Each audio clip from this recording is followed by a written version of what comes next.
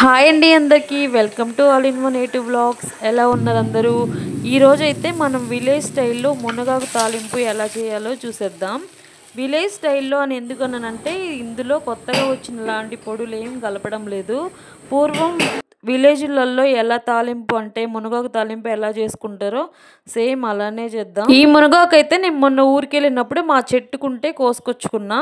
First అయితే దీనికి నీట్గా ఈనెలు చిన్న చిన్న ఈనెలు కూడా లేకుండా నీట్గా తీసుకొని ఒక బకెట్ నిండా వాటర్ తీసుకొని 2-3 సార్లు అంటే నీట్గా క్లీన్ చేసుకోవాలి. ఒక్కొక్కసారి మునగాకు పురుగు పడుతుంది కదా, అదేం ఈ ఆకులో అయితే అదేం లేదు, నీట్గా ఉంది. అందుకే నేను ఒక 2 సార్లు కడిగి పెట్టేసిన. చాలా ఫ్రెష్గా ఉంది ఆకు కూడా.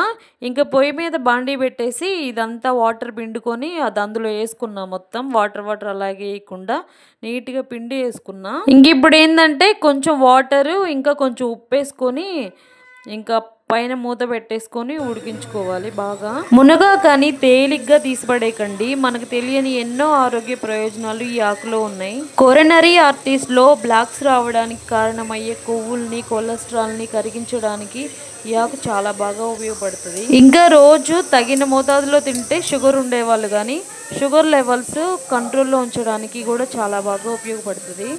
ఇందులో ముఖ్యంగా విటమిన్ సి ఎక్కువగా ఉండడం వల్ల మన ఇమ్యూనిటీ బాగా ఇంప్రూవ్ అవుతుంది.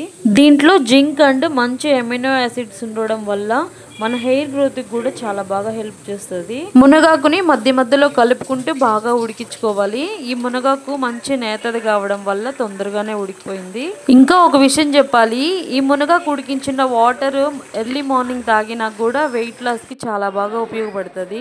ఇలా ఉడికిన మునగాకుని ఒక చిల్లులు డిష్లోకి పోసుకొని వాటర్ అంతా వంపేసుకోవాలి. ఇలా వాటర్ అంతా వంపేసిన తర్వాత కూడా కొంచెం చల్లారనివ్వాలన్నమాట. ఎందుకంటే ఇందులో ఉన్న వాటర్ పూర్తిగా మనం చేయితో పిండాల్సి ఉంటుంది.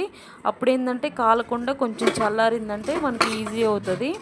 ఇంక ఇలా మొత్తం గట్టిగా వాటర్ లేకుండా పిండుకొని ఇట్లా మొత్తం తీసి పక్కన పెట్టేసుకోవాలి. చూస్తున్నారు కదా, వీడియోలో చూపిస్తున్నట్టుగా గట్టిగా పిండుకోవాలి. ఇదైతే బాగా కొంచెం కాలుతుంది, ఇంకా కొంచెం చల్లారి పెట్టుంటే సరిపోతుంది.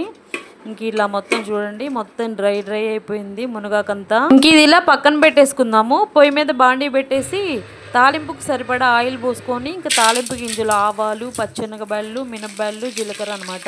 అవన్నీ ముందే నేను అన్నీ కలిపి పెట్టేసి ఉంటా.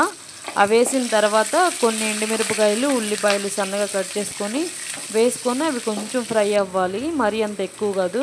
తర్వాత ఈ కారం పొడి ఇందులో నేను ఏమేమి వేసానంటే ఎండుమిరపకాయలు, ఇంకా తెల్లగడ్డ, కొంచెం ధనియాలు, జీలకర్ర, అంతే, ఇంకేం వాడట్లేదు. అది కూడా నేను క్లియర్గా చూపించాల్సింది నేను వీడియో తీయడం మిస్ చేసిన. అది కరెక్ట్గా 2 స్పూన్లు వేసిన. ఎందుకంటే మునగా క్వాంటిటీకి మనకి ఎంత కారం కావాలో చూసేసుకోవాలి.